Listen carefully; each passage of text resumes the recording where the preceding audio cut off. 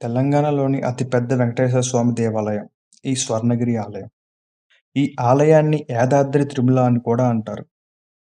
ఈ ఆలయాన్ని 2024 మార్చి 6న ప్రారంభించారు. ఆలయం ప్రారంభమైనప్పటి నుండి లక్షలాది మందులు భక్తులు స్వామిని దర్శించారు.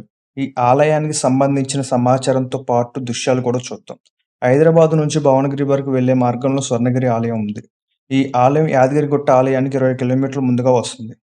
నేను ఆదివారం సాయంత్రం 5 గంటలకు ఈ ఆలయానికి వెళ్ళాను. ఇది ఆలయ ప్రవేశద్వారం. ఈ ప్రవేశద్వారం మధ్యలో వైష్ణవ భక్తుల ఆచార్యుడు రామానుజాచారి విగ్రహం ఉంది. ఈ ఆలయంలో కార్ పార్కింగ్ కోసం రూ. 50 వసూలు చేస్తారు. బైక్ పార్కింగ్‌కి రూ. 20. ఇప్పటికే చాలా మంది భక్తులు వచ్చారు. తమ సొంత వాహనాల్లో వచ్చిన వారు వాహనాలు ఇక్కడ పార్క్ చేసి ఆలయం వెనుక వైపు నుండి వెళ్ళాలి. మీరు ఇక్కడ చూస్తున్న పెద్ద భవనం స్వామివారి నిత్య కళ్యాణ వేదిక. ఈ మండపంలో ఒకేసారి 1200 మంది భక్తులు స్వామివారి కళ్యాణాన్ని చూడవచ్చు. అదేవిధంగా ఈ కళ్యాణ వేదిక కింద ఉచిత భోజనశాల ఉంది. ఒకేసారి 1200 మంది భక్తులు భోజనం చేయవచ్చు. ఈ దేవాలయం 22 ఎకరాల్లో నిర్మించబడింది. మల్లేపల్లి రామారావు కుటుంబం ఈ ఆలయాన్ని నిర్మించారు. ఈ ఆలయం నిర్మించడానికి 7 సంవత్సరాలు పట్టింది.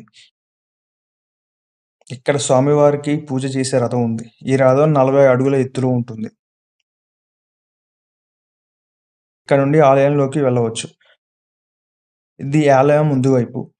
ఈ ఆలయం ఒక చిన్న కొండ మీద ఉంది. ఆలయానికి ముందుగా బ్రహ్మరథం ఉంది. ఇక్కడ మీరు బ్రహ్మదేవుని చూడవచ్చు. భక్తులు ఎక్కువ సంఖ్యలో వస్తున్నారు. వాహనాలు కొండ మీదకు అనుమతి లేదు. వృద్ధులు మెట్లు ఎక్కలేకపోతే వెనక వైపు నుండి ప్రవేశించడం మంచిది. ఈ ద్వారం నుంచి ఆలయంలోకి వెళ్ళాలి. ఈ ద్వారం వైకుంఠ ద్వారం అని పిలుస్తారు. ఈ ద్వారం ముందు స్వామివారి పాదాలు ఉంటాయి. మొదట ప్రతి ఒక్కరూ ఈ పాదాలను చూసి ఆలయంలోకి వెళ్ళాలి. అలాగే ఈ ద్వారం పైన కూడా కొన్ని విగ్రహాలను ప్రతిష్ఠించారు. ఈ ద్వారం దాటిన వెంటనే మెట్లు ప్రారంభమవుతాయి. మొత్తం 108 మెట్లు ఉంటాయి. ఈ మెట్లు దశావతార మండపాలు అని పిలుస్తారు. మొత్తం 10 మండపాలుంటాయి. ఈ 10 మండపాలలో స్వామివారి 10 అవతారాలు చూడవచ్చు. చాలామంది భక్తులు వీటిని చూడకుండా నేరుగా పైకి వెళ్ళిపోతారు. వీటి మొత్తం పాలరాతితో చాలా అద్భుతంగా చెక్కారు. 108 మెట్లు ఎక్కుతున్నట్టు అనిపించకుండా మీరు ఈ మెట్లు సులభంగా ఎక్కవచ్చు.